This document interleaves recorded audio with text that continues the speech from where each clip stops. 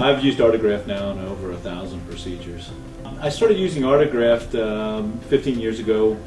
I noticed a problem that we had with the PTFE grafts, which was we had a population of patients who were somewhat non-compliant and unfortunately had catheter-related infections. And placing PTFE, we had a significant number of early infections with using that graft. At the time, I was not particularly familiar with the Artegraft, but I knew that it was a natural material and that it had been preserved and seemed somewhat resistant to infections. I began using it at that point and had a significant drop in infections with placing the graft. Well, I prefer using the Artegraft over the PTFE for two reasons. Number one, the handling characteristics. It's much more like native tissue. And that's even reflected at the dialysis units where the dialysis technicians feel much more comfortable accessing the Artegraft as they do the PTFE.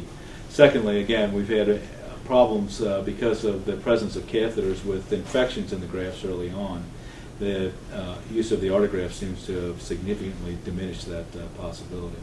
One of the things I like about the Artegraft is it is softer than the PTFE and it conforms more to the anatomy of the patient. It's also easier to make the anastomosis with the vein using the Artegraft than with the PTFE.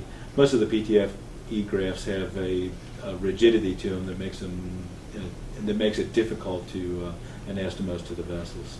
I think the Artegraft gives more of a feel of native tissue, both to the patient and also to the dialysis technician accessing the graft. It blends in more with the tissue of the patient. I think the Artegraft is really the most appropriate option when you have active infection. I don't necessarily like the plant grafts in the face of an active infection, but sometimes you don't have any other choice.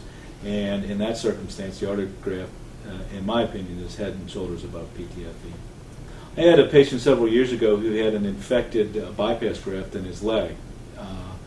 Unfortunately, there was no other acceptable alternative. The patient was dependent on his bypass in order to save his leg. I ended up replacing his native tissue with an Artegraft and was able to salvage his leg, even in the face of an active infection.